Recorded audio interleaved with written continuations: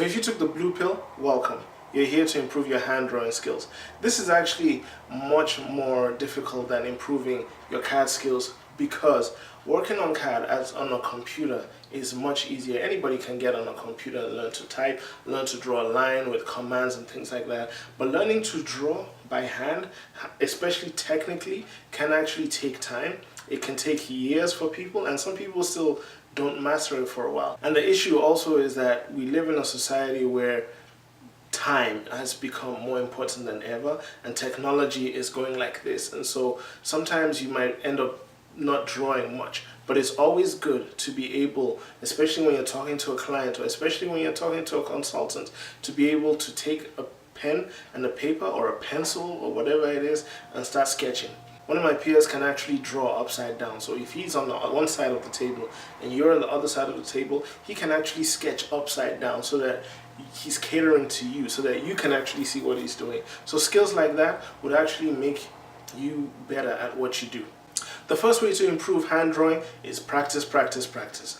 There is no other way than just to practice. It's going to take time, it's going to take years, but it's something that you can always do. If you are on a SkyTrain, if you're on a bus heading to work, take out a piece of pen and paper, draw, sketch. If it sucks, oh well, you continue going and going and going. Just keep drawing till you get better. Hey, you might not get better, but you can still keep drawing and drawing and drawing. And once you feel that you're actually getting better at drawing, try to utilize the second part of improving your drawings, which is by adding color.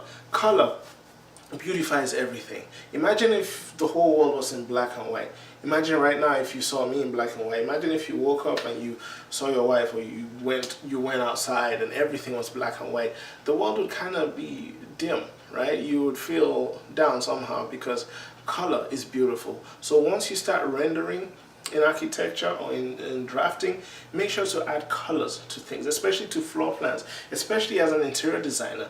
As an architect, you might not have to use that much color because once you show an elevation, the person understands. But if you are designing someone's bedroom, or if you're designing someone's landscape, add color. Do not be shy to add a splash of color and learn how to use color. Learn how to know the different colors, because to the rest of the world, some people just know green, blue, black.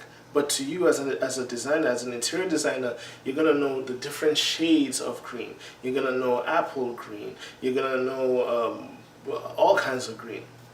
You're going to know sky blue, you're going to know maroon, you're going to know different kinds of blue, royal blue, and things like that, cognac, colors that people don't know, chartreuse, and things like that. So learn to utilize that in all your drawings. Learn to color, learn to draw wood. If you're having hardwood floor, if you're replacing hardwood floor and you're trying to show the client, show the streaks of lines and show the different shades of brown. Show the parts that are shiny, show the parts that are going to be dense, show the parts that are going to be distressed. Those are ways to improve your drawings. And when you're drawing, make sure that you actually understand the instruments you use to draw. And this is the third way you can improve your drawings. Know the difference between an HB pencil, a 2B pencil. Know the difference between a mechanical pencil and an actual pencil. What kind of pencils would you use? Are you going to be using sharp pointed pencils, or pencils that are a little bit blunt? Those improve your drawings because it's kind of like working with line weights on CAD. You're going to have to use different kinds of weights on your pencils. For example, if you're pressing harder and if you're pressing softer, you're trying to convey different messages by doing those things. For example, you have different letters in the alphabet. You're going to have different pencils. You're going to have different ways you pronounce words, meaning you're going to also have different ways the way you press the pen, or depending on what message you're trying to convey. So if you're going to be using pencils, understand the pencil that you use. Have one pencil that you use for the main work, and then have different shades or different line weights that you're going to use to convey the depth in drawings. And how you're going to be an awesome architect without knowing how to draw different perspectives. Everybody understands a 2D perspective, a flat drawing, a flat view, a front view, a top view, a side view, and a bottom view. but do you know how to draw things in isometric? Do you know how to draw things in perspectives? Do you know how to draw things in 2-point perspectives, 3-point perspectives? Do you know how to draw artistically? So understanding different ways to draw something is going to drastically improve how you draw. For example, when you're drawing a stone in 2D is just a flat stone. A stone in 3D rotates and it looks different. An artistic stone will have things around it to kind of make it pop out. And so using those different kind of techniques, understanding those kind of techniques will really help you when you're having a brainstorming moment with a client and they're trying to understand something and you're trying to show them how wood is going to work with marble or how the color gray is going to work with something. And sometimes you cannot just show that in a plan. So if you understand how to be drawing things in perspectives, it's going to drastically improve how you draw, and it's also going to bring more people to you because, as I said in my previous video, not just your mouth will sell things, but your talent will actually sell things. When you sit down and you actually draw things to people, they'll be amazed and they'll actually respect you more because they'll know, wow, this guy knows what he's talking about because he has experience and he can draw. Not just sitting there and talking and sketching something quickly and they're still trying to understand it. And last but not least, definitely proportions. This here makes or breaks people. This here actually makes you look smart or makes you look average. When you're trying to show someone, especially a consultant or a peer, how two things are going to be beside each other, you don't want the human being to be this big and the building to be this big. It looks like it's a small guy in a small house. You want to show scale. You want to understand the scale of things. So most times when people are drawing buildings or drawing spaces, they put people in there to show not just what the person would look like in there, but it's also to show the proportions of things.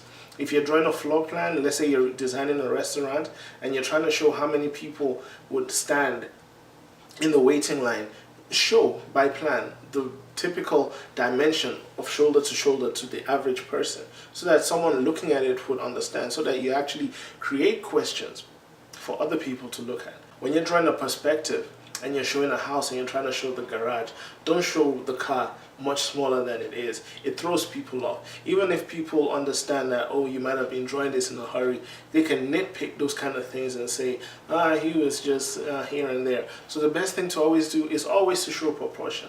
Always try to understand the typical width of a person, the height of a person in a building. You don't want to have a piece of millwork or an art piece this big and have the living room chair like that in an elevation.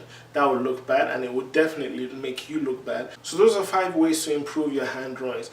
Do you agree or do you disagree? If you agree or disagree or you don't care, at least please share this video, subscribe, or leave a comment below if you have any questions or if you have anything to teach me, because I'm not the smartest person in the world. None of us are. So anyways, thank you for watching this video, and I will see you later. Bye.